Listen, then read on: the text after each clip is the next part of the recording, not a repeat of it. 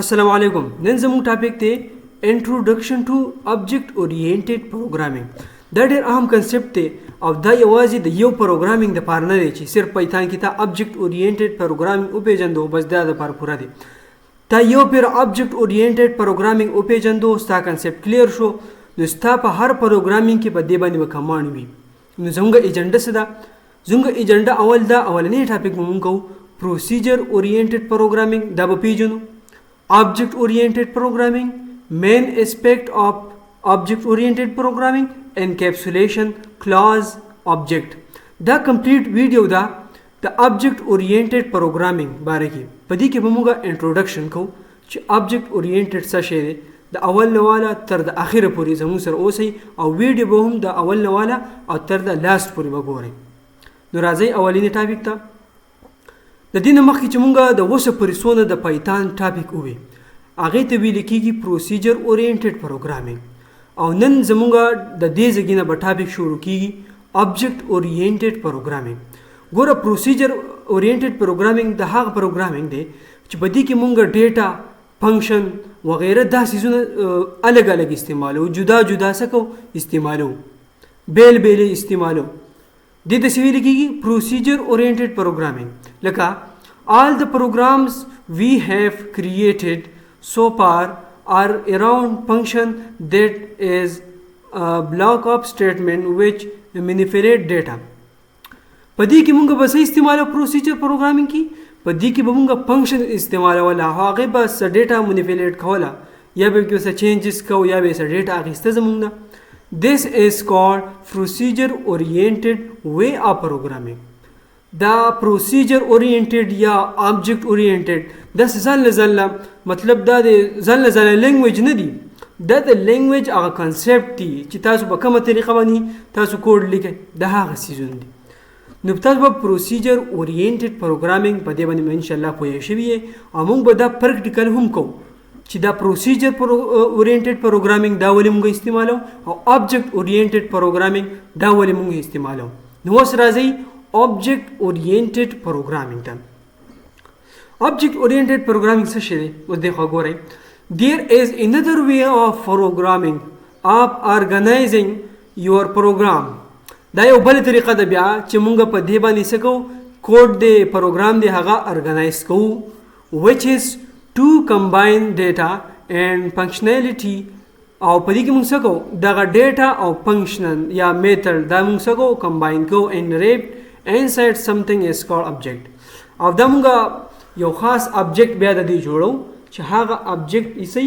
د دې object oriented programming real world entity وي د دې instance وي this is called object oriented way of programming this approach is more suitable to large program د object oriented programming مونږ ول استعمالو دا بل دا object oriented programming د large یو scalable او دغه وی سافټویرز وی یا یو غټ پروګرام وی د هغې دپاره څه دی سوټیبل دی مناسب دی په پروسیجر پروګرامینګ کې مونږ دغه کوډ نشو کولی په دې کې په آبجیکټ اورینټډ پروګرامینګ کې بیا څه دی پاسبل دی نو اوس راځئ دغه ته دې ټاپک ته راځئ چې دا دواړه ټاپک مونږ پریکټیکل وپېژنو نو زه به راشم کوډ ته تاسو به وي ایس کوډ اوپن کړئ په دې کې به تاسو یو کوډ لیکئ ما د مخکې نه ځکه ځان ته تیار ولیکو دا کوډ به تاسو لیکئ زما دغه شان ځکه چې په دې کې ستاسو پریکټس وشي په خپل به هم پریکټس کوئ ځان سره نوټ بک او بالپین د ځان سره تیار کړئ او دا څیزونه لیکئ ها پروسیجر پروګرامینګ اگزامپل ATM withdrawal amount دا ریل ورلد اگزامپل دی په دې سره به مونږ پروسیجر پروګرامینګ پیژنو او بیا بل زه به تاسو بیا بل اگزامپل ښیم هغه د آبجیکټ اورینټډ دی ګوره یو بیلنس دی ما سره یو کس دی دغه به اکاونټ کې یا 15000 روپۍ پردي دي ټیک ده هغه وایي چې زه خپل بیلنس څه کوم چیک کوم نو هغې دپاره ما ځان له بل فنکشن جوړ کړی دی چې هغه به چیک بیلنس به کوي او دا جدا جدا ما جوړ کړي دي بیا مې یو بل فنکشن جوړ کړی دی چې دی به څه کوي ویډرا به کوي ټیک ده دی به په پیمنټ به ویډرا کوي اماونټ کله چې اماونټ د بیلنس نه څه دا کم و نو بیا څه که هغه اماونټ دې ته لرې کړه ټیک ده ماینس کا او ایلس قانون انسفیشنت بیلانس نو بیلانس دی به اکاونټ کې نشته. ګور دا دغه زرن کوم اول بس کوم زه خپل بیلانس چک کوم چې زما په اکاونټ کې 100 روپۍ دي، زما په اکاونټ کې پرتی دي 5000 روپۍ پرتی دي. زه بیا یو بل فنکشن دغه کوم هغه ته ویل کېږي ویدرا فنکشن. زه دغه کوم ګورم ویدرا فنکشن زه کال کوم کنه، زه ورته چې ما دا 1000 روپۍ پکار دي دا ماته ویدرا کا او دوباره بیا زما بیلانس کا چیک کا چې 100 روپۍ به په اکاونټ کې پاتې شوي. نو اوس ګوره 5000 روپۍ دي کنه ویدرا سکسسفل شو، ریمینینګ پکې 4000 روپۍ شوي او یور بیلانس 4000 روپۍ. ټیک ده دا خو ماته وخوي ټیک شو. خو دا پروګرام وس دا د یو مطلب دا دی چې اوس زیات یوزر شو. زه خو سنگل یوزر وم چې ما ځکه دا کار وکړو. که اوس که زیات یوزر شو یا یو ریل ورلد بینک سیستم دی هغې دپاره ته سافټویر جوړوي، د هغې کې خو دا سیز نه چلیږي، دا هارډ ټو منیج دی، په منیج کولو کې هم ګران دی. نو دې دپاره بیا یو بل کنسپټ دی استعمالیږي، هغې ته ویل کېږي آبجیکټ اورینټډ پروګرامینګ. دا ګوره دا به زه کمنټ کوم ټیک شو. اوس راځئ د بل کنسپټ ته آبجیکټ اورینټډ والا، په دې به اوس تاسو پوه شئ چې اوس کوم یو برابر دی صحیح دی ښه. اوس به تاسو پوه شئ. ښه دلته اوس یو بینک اکاونټ دی، یا ار بینک دی، ام سی بی بینک دی، ایچ بی ایل بینک دی، ټیک ده که هر یو بینک دی. زه به دا کلیر کوم. ښه اوس ګوره ډیف انټ دا به مونږ ټول پیژنو. دا صرف انټروډکشن دی په دې ویډیو کې ښه. دا به ټول مونږ څونه کنسپټ دی به قلاره پیژنو. اوس ګوره په دې کې نیم دی، بیلانس دی، ټیک ده ښه. په دې کې ګوره چیک بیلانس دی، چیک بیلانس یو میتھډ دی، انټ دی دا کنسټرکټر دی ټیک شو، او ډیپ ویدرا یو بل میتھډ دی. په دې کې ډیټا هم پرته ده، هغه موږ په څه کې اخیسته په یو کلاس کې دننه موږ اخیستی دی. دا کلاس دی ټیک شو. دا کلاس او ابجیکټ دا به موږ په قلاره پیژنو. اول تاسو ما په اگزامپل باندې پوه کوم ټیک شو. اوس ګوره یو یوزر دی، یو کس دی، هغه په بینک اکاونټ جوړ کو ټیک ده، د هغه نوم علي دی او په دې خپل اکاونټ کې 5000 روپۍ کې خو دی. بل کس دی هغه نوم جوړ کو اکاونټ، هغه نوم احمد دی او 8000 روپۍ په بینک کې خو دی ټیک ده. اوس یو دغه وایي د یوزر 1 چې زه خپل بیلانس چیک کوم ټیک ده، زه خپل څه کوم بیلانس چیک کوم.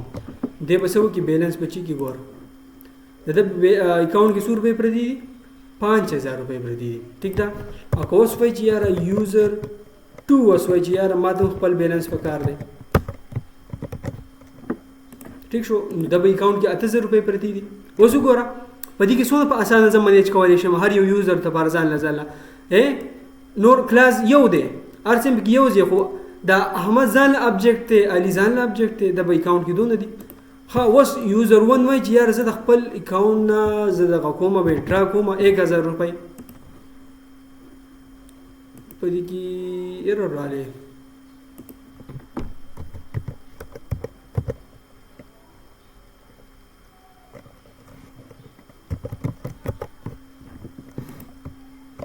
ښه دلته ما دغه ونه کو ټیک کنټرول اس.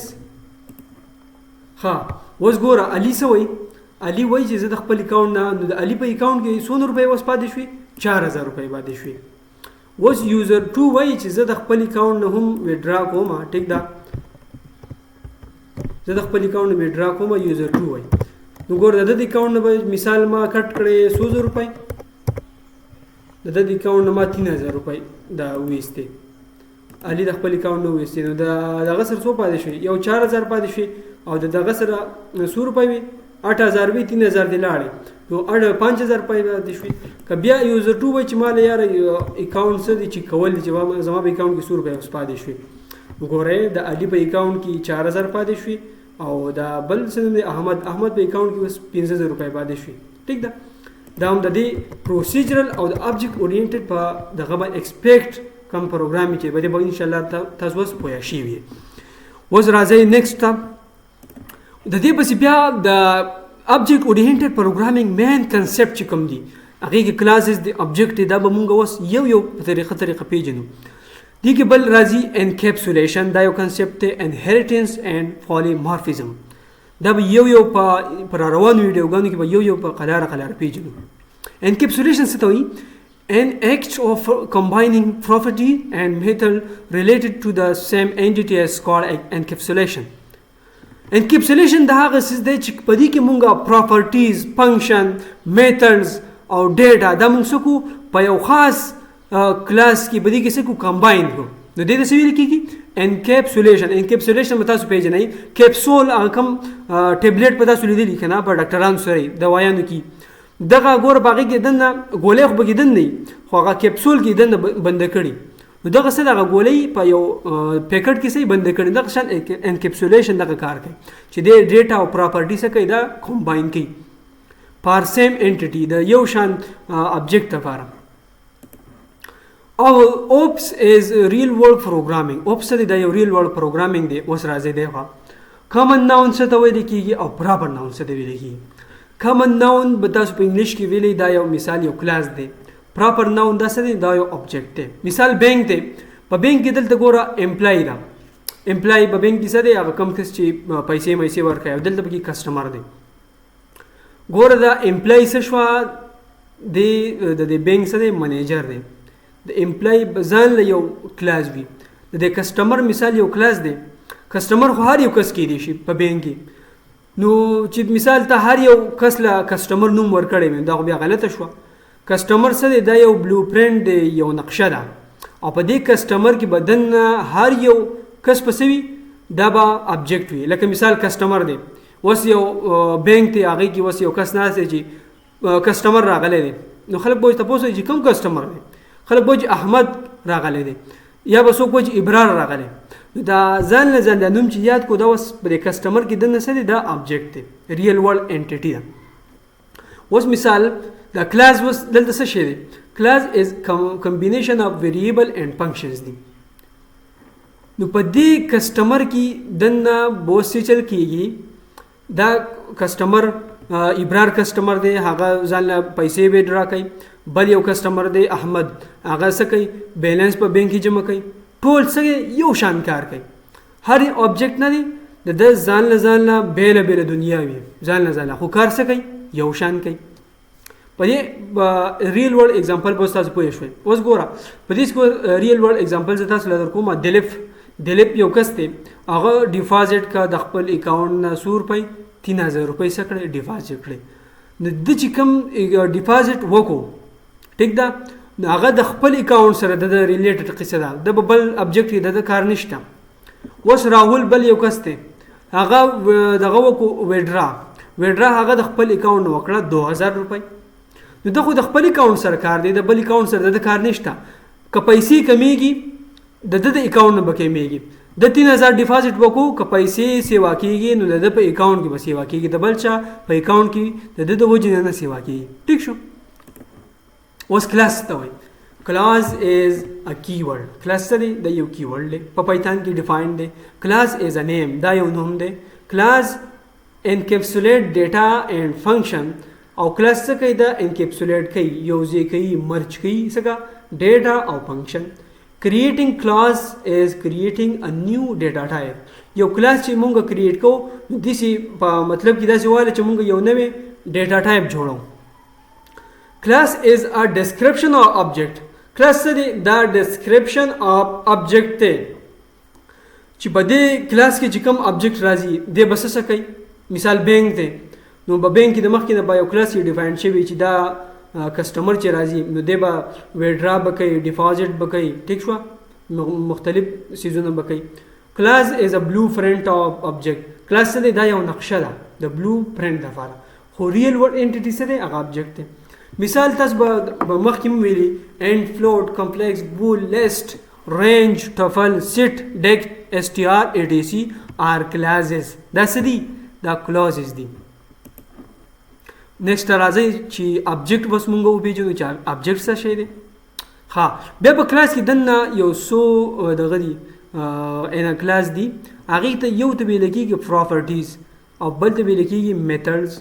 دا دواړه یو څیز دی سیم دی. میتھډز مونږ فنکشن ته هم ویلی شو او پراپرټي دا د کلاس یو خپل پراپرټي وي. لکه مثال لیسټ دا یو کلاس دی په دې کې تا ابجیکټ جوړ کو ټیک دا لیسټ دی جوړ کو تیار دی کو په دې کې تاسو مثال ډاټ سارټو ډاټ وغیرہ هغه څیزونه چې تاسو اپلای کوئ دغه د څه ویل کېږي پراپرټیز.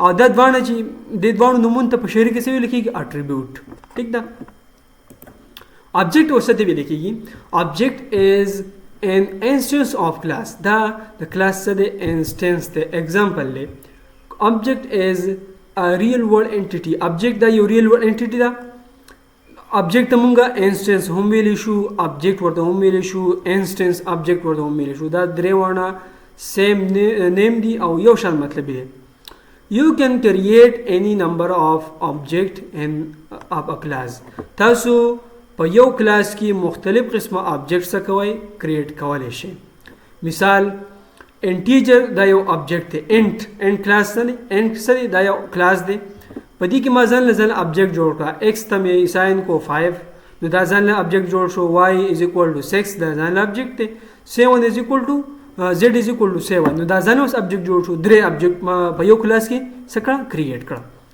x, y, z refer to 3 different object of n class په دې باندې ان شاء الله پوه شئ دا زموږ د object oriented programming سو لیکچر وو او ما چې دا کم دا example چې ما کوم وکړو د procedural programming and ops په دې باندې خو پریکټس وکړئ ټیک دا او ځان پکې نور کلاسز پکې ځان نه جوړ کړئ او خو پریکټس په وکړئ ان شاء الله په نیکسټ ویډیو کې به مونږه دا څه چې مونږه وې دا به یو په ترتیب سره ان شاء الله ډیفاین کوو والسلام